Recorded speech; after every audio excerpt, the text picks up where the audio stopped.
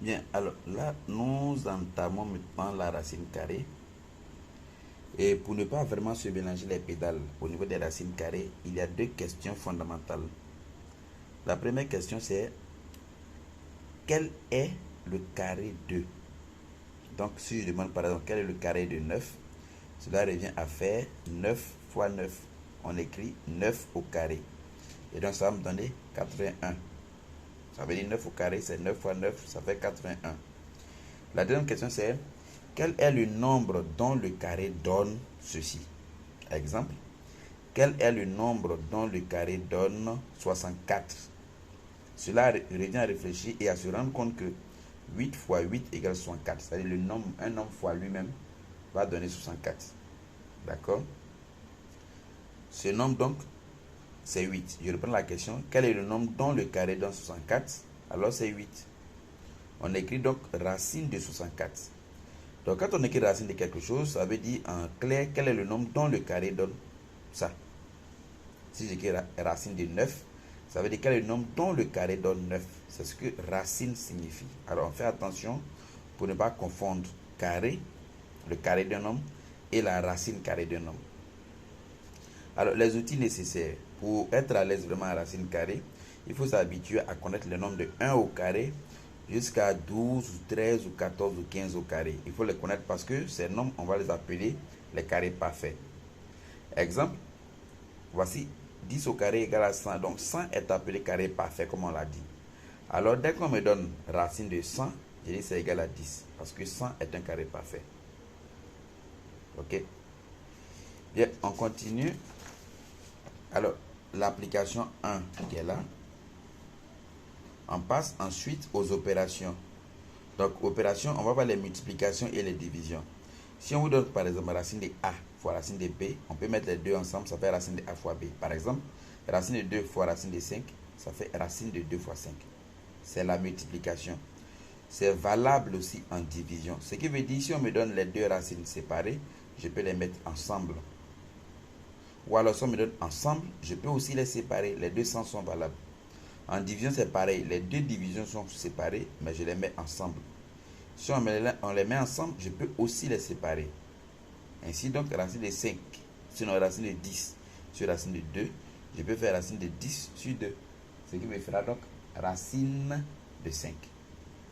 On remarque que quand je dis racine de 5, je ne mets plus de résultat. Pourquoi? Parce que 5 n'est pas un carré parfait. Rappelez-vous de carré parfait. Racine de 10, je ne mets plus rien parce que 10 n'est pas un carré parfait.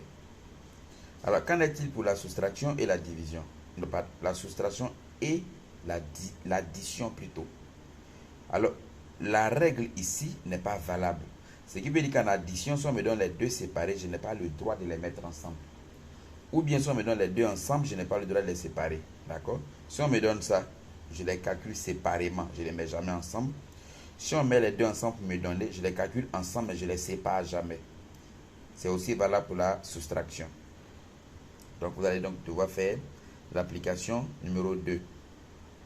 Alors bon à savoir, quelques opérations sur les racines carrées. Par exemple, en multiplication, si on me donne 3 racines de 5 fois 2 racines de 2, les deux racines, je les multiplie. Les deux nombres qui sont derrière les racines, je les multiplie. D'accord? Donc c'est comme ça que ça marche. Ça formera donc racine de 5 fois racine de 2. N'oublions pas qu'en multiplication, on peut les deux ensemble, ce qui va me faire racine de 10. Non, le 3 qui est ici fois le 2 qui est derrière, ça me fait 6. Donc les deux me feront 6 racine de 10. Alors, voyons voir en soustraction par exemple.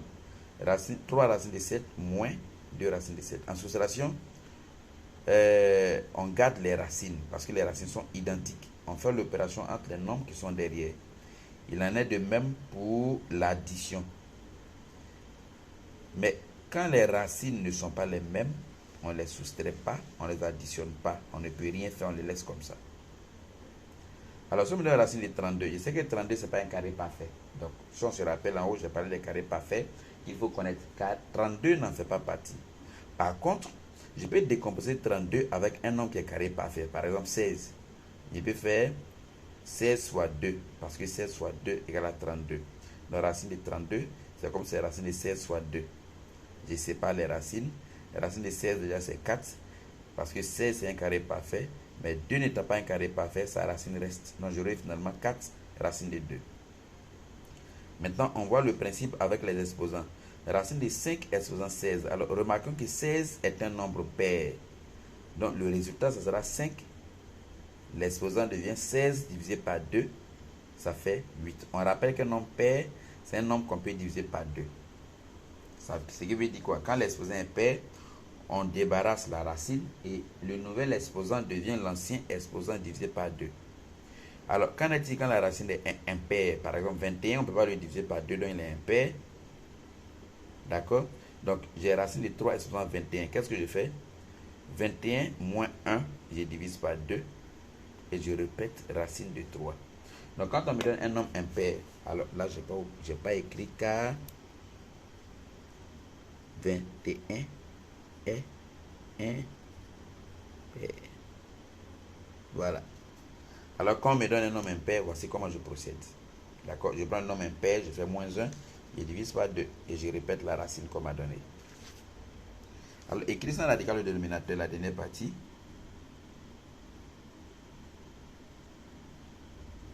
Est-ce vraiment la dernière partie? Oui. Alors, le cas 1. Lorsque c'est une seule racine qui est en bas, qu'est-ce que je vais regarder? 3 sur racine de 7. Je réécris les mêmes 3 sur racine de 7, mais je multiplie en bas par racine de 7, c'est-à-dire par lui-même. En haut aussi par ici. La même chose en haut. Donc finalement, j'aurai quoi? Racine de 7 fois racine de 7. Ça fait 7. Et en haut, ça me fait 3 racines de 7. Pourquoi? Parce que racine de A fois racine de A égale à A. Mais attention, racine de A au carré ici, c'est égal à la valeur absolue de A. Or, la valeur absolue d'un nombre, si le nombre est négatif, c'est le nombre lui-même. Attention, si le nombre est positif plutôt, c'est le nombre lui-même. Mais si le nombre est négatif, on fait moins le négatif pour que ça devienne positif. D'accord? Donc, racine de A, c'est égal à A lui-même si le nombre est positif. Racine de A, c'est égal à moins A si ce A là est négatif. Le cas 2, pour élever, bon, vous prenez ça, c'est un exemple pour illustrer ici. Pour le cas 2, lorsque on n'a pas un seul nombre en bas, donc on a deux nombres qui sont liés soit par une addition, mais par une soustraction. Comment écrire sans radical au dénominateur? On multiplie par ce qu'on appelle l'expression conjuguée. Par exemple, 5 moins racine de 2, son expression conjuguée c'est 5 plus racine de 2. Si ça avait été 5 plus racine de 2, son expression conjuguée serait 5 moins racine de 2. Donc, comme j'ai multiplié par son expression conjuguée, en haut aussi, je multiplie par son expression conjuguée. Donc, finalement, j'ai quoi? Ça. Parce que ça fait A moins B, facteur de A plus B. On se rappelle des opérations sur les développés réduits avec les produits remarquables.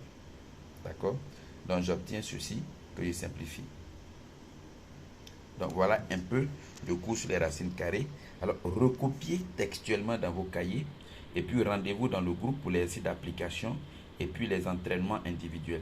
Recopiez parfaitement ce qu'on vous a envoyé et écoutez le vocal pour comprendre en recopiant en même temps. Alors, à la prochaine.